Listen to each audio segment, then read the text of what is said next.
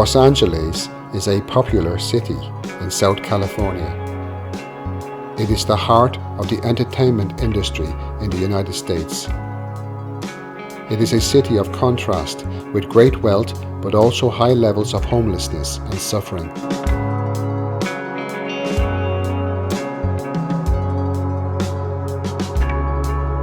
People come to Los Angeles for several reasons, but often to seek enjoyment and success.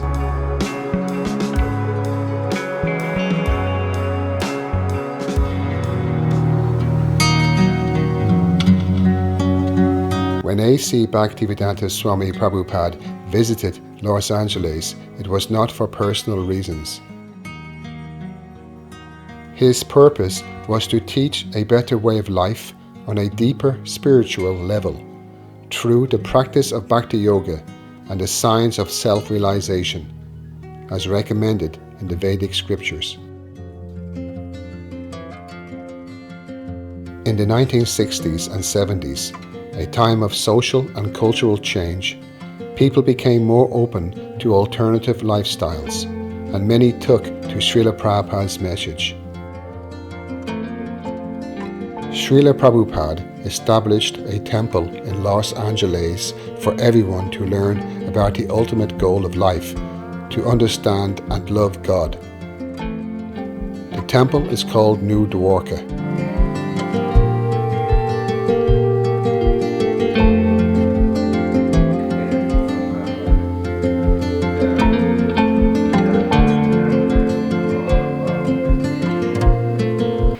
Los Angeles is a big temple and community. What are the different aspects of the project? Well, there's a whole lot of departments. I like to departmentalize everything that we do here and make sure that we have a good qualified individual that really takes a hold of that particular department. So I like to kind of go down the list in that perspective. And of course, we do have our book distribution team. We probably have a good full-time, maybe a good 10 devotees that go out around the city and book tables, and they do very well. Then after that, we do have our outreach. We have a music meditation club in University of Southern California, and then we have a mantra house.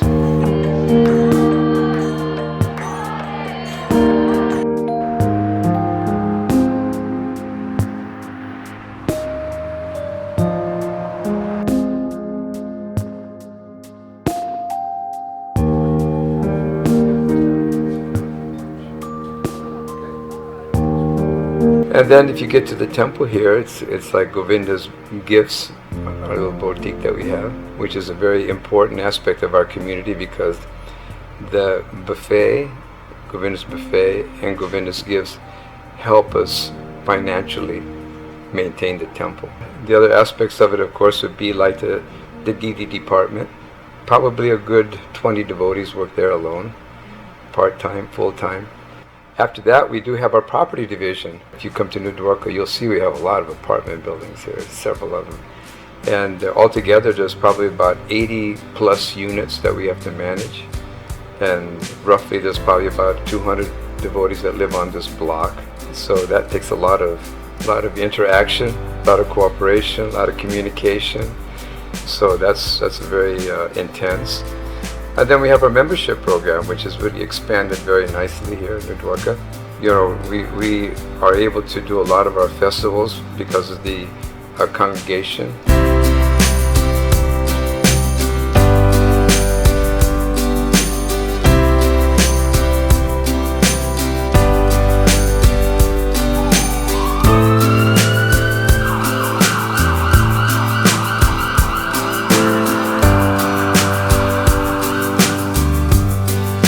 What was your first contact with the Hare Krishna devotees? In 1978, there was a party of book distributors that used to come to downtown LA, and in these streets called Pico and Union, they used to pass through delivering books, and they used to dance with me. I continued to see the Hare Krishna devotees continually pass through my home, and through all my life after that, I got to see these brahmachari monks in orange everywhere in the downtown area, in the Hollywood area, in the Venice area, and everywhere. And in the 70s, in the 80s, into the 90s, because in 1992 I got incarcerated for some mischief stuff, and my neighbor was a fellow inmate in prison that he was Mexican American, Chicano, and he was having, we all read spiritual stuff in there, and he slipped the Bhagavad Gita underneath my door and told me, hey, check this out, this book is all about war, try to find something out of it. So when I grabbed it, it was a big copy of Prabhupada's Bhagavad Gita. So when I grabbed the Bhagavad Gita under my prison cell, I opened it up and I came across the universal form right there, and I was just meditating on all the fire and war and Krishna and Arjuna and all the background. I was like, wow, this is so. I just meditated on it for days. I tried to read it, but I was just getting a few quotes, a few verses, a few words that I was trying to digest, because I was very contaminated being incarcerated and living a life of nonsense. You can't get spiritual words inside, because I'm in hell. I was in hell. Prison is hell. It's not a place where you're going to go eat gulab jams or samosas. It's nothing nice.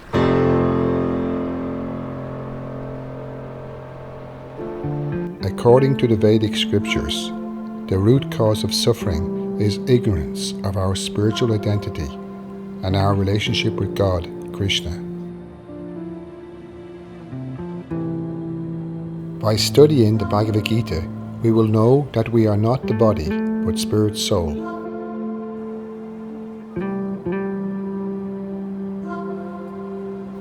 True religion is universal and transcends designations like Hinduism, Islam, or Christianity.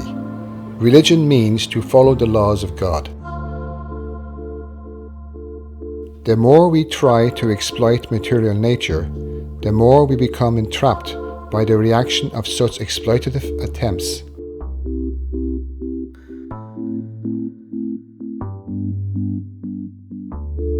When we respect nature and protect all living entities, including animals and lower species of life, we will have a clean and peaceful environment for the practice of Bhakti Yoga.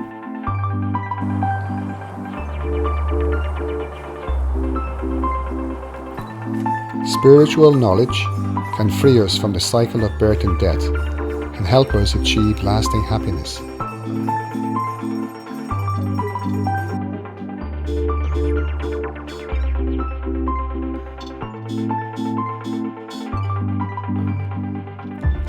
I was really very shy, and then I was encouraged, and I started going out and distributing Srila Prabhupada's books, my spiritual master's books, and I loved it. I just loved interacting with people. I realized I became a people person.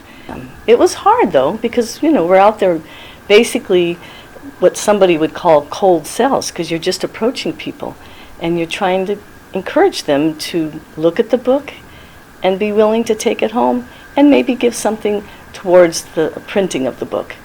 And I still distribute books here and there, wherever I go. I try to give Krishna to everyone I meet. So that's what our spiritual master taught us. That's how he lived his life, and that's how we're trying to live our lives.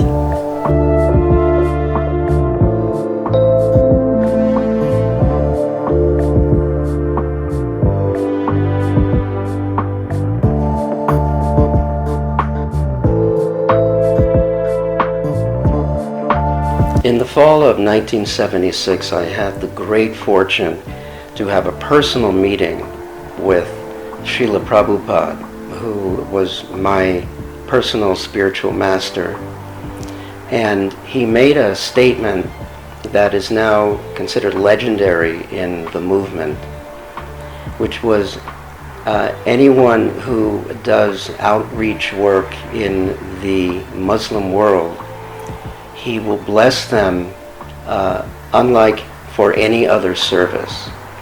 When I was requested to be one of the in-charge leaders of the Bhaktivedanta Book Trust for these Far Eastern and Middle Eastern languages, I remembered back to that meeting I had, and I felt just so inspired that I wanted to do whatever I could possibly do to spread this ancient knowledge in these sometimes neglected languages like Arabic, Chinese, Japanese, Korean, Vietnamese. There's actually 14 languages I'm working with.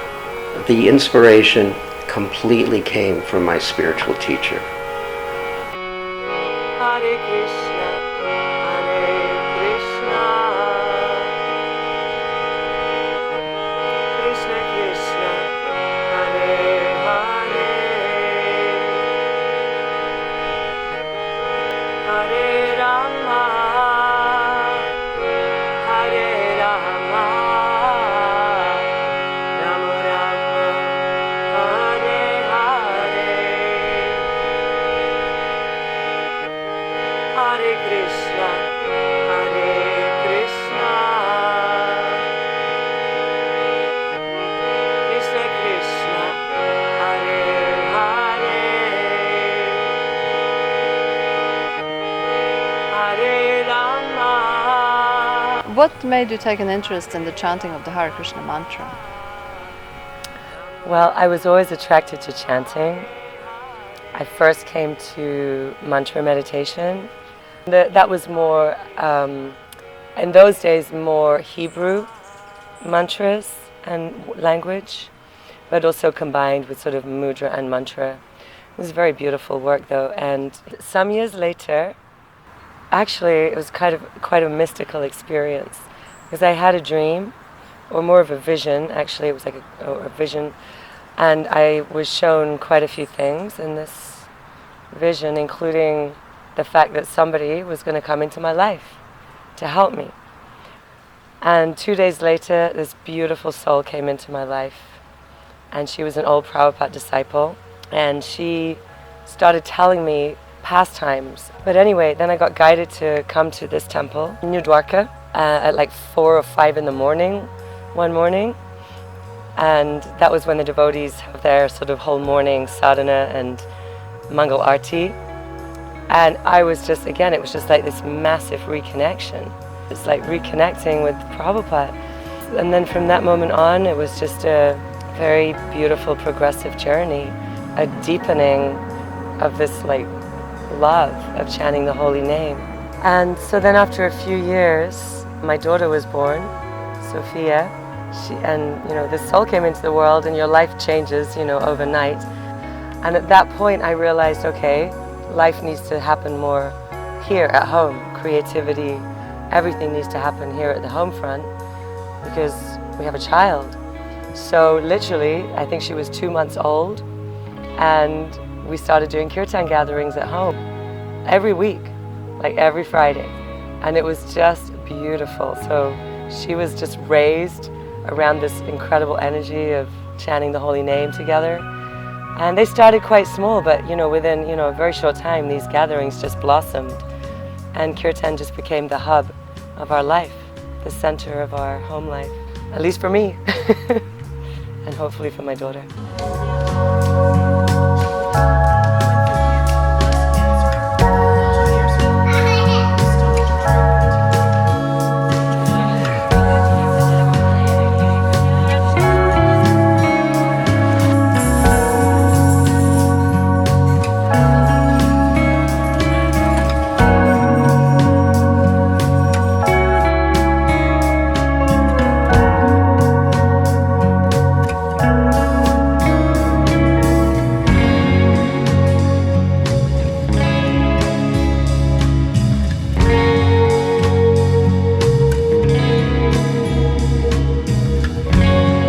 Here before, because we've lived in many of the temples with many different devotees, and This time around, I'm loving my life. I'm helping with different preaching projects and sharing with people, and right now I'm also helping with guest rooms. And we have 2 really beautiful guest rooms, and people are coming and staying and getting an opportunity to live with the devotees here in a community. And they get to come to the programs at the temple, and some of the programs start very early, and they're happy to be here so they can go early. And so I've been assisting my husband in taking care of these guest rooms and just being a hostess for the people coming.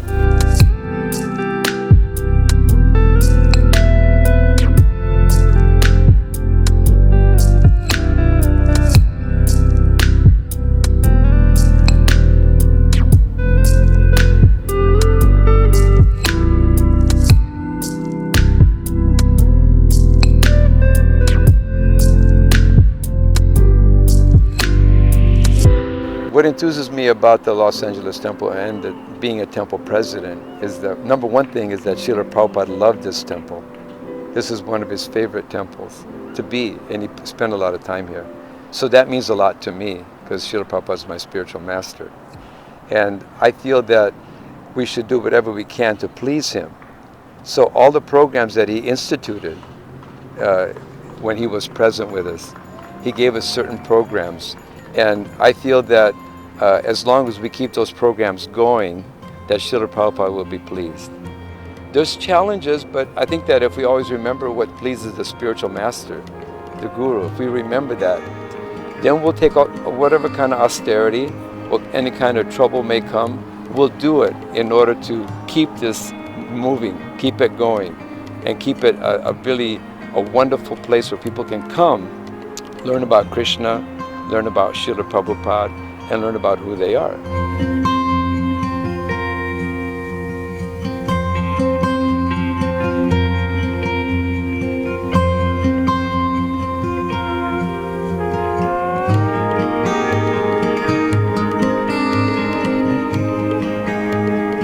When did you first visit the Hare Krishna temple?